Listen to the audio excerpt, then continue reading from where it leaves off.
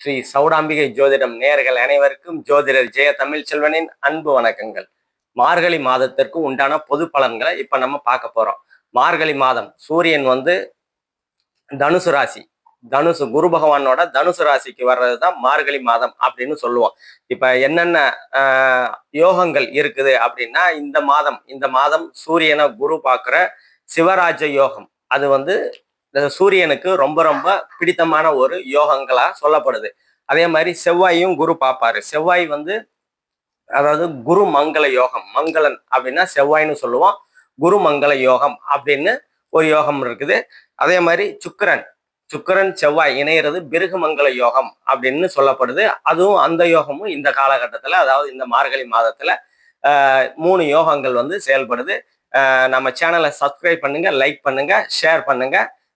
துல்லியமான பலன்களுக்கு வேணும் அப்படின்னா கீழே நம்ம நம்பரை கான்டாக்ட் பண்ணிங்க. இப்ப ஒவ்வொரு ராசிக்கும் உண்டான பொது பலன்களை நம்ம பார்ப்போம். துலாம் ராசி நேயர்கள் அனைவருக்கும் வணக்கம். துலாம் ராசி குரு பார்வையில இருக்கிறதுனால துலாம் ராசி அற்புதமாக இருக்குது. ஒன்றும் பிரச்சனை இல்லை. 6ஆம் இடத்துல சனி பகவான் இருக்கிறாரு. மூணுல சூரியன் சுக்கிரன் செவ்வாய் எல்லாம் இருப்பாங்க. ஆறுல செவ்வாய் மறையிறது நல்லது.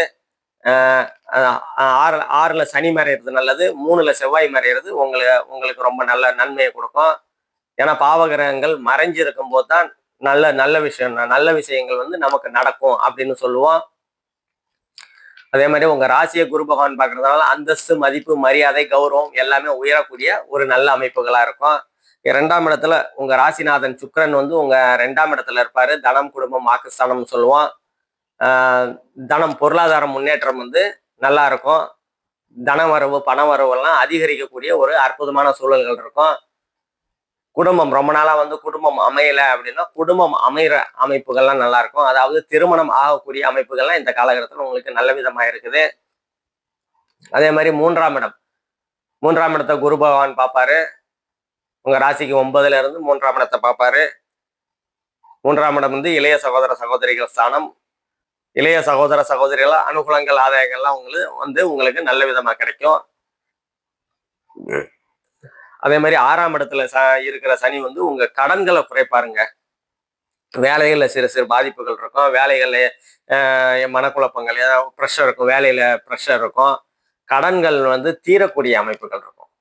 ரொம்ப நாளா கடன் கொடுக்கவே முடியல அப்படின்னு இருந்ததுன்னா, வாங்கின கடன் கொடுக்கவே முடியல அப்படின்னா இந்த காலகட்டத்தில் அந்த கடன் தீரக்கூடிய அமைப்புகள்லாம் சனி பகவான் உங்களுக்கு கண்டிப்பா கொடுப்பாரு.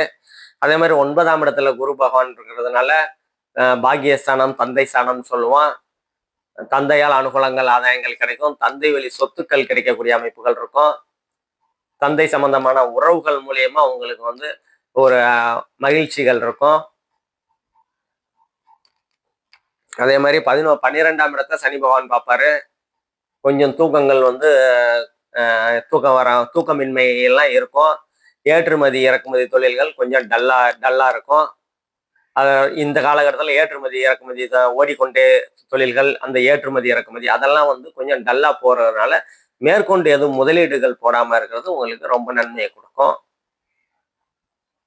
நம்ம இப்ப 5ஆம் இடத்துல ராகு பகவான் இருக்கிறாரு.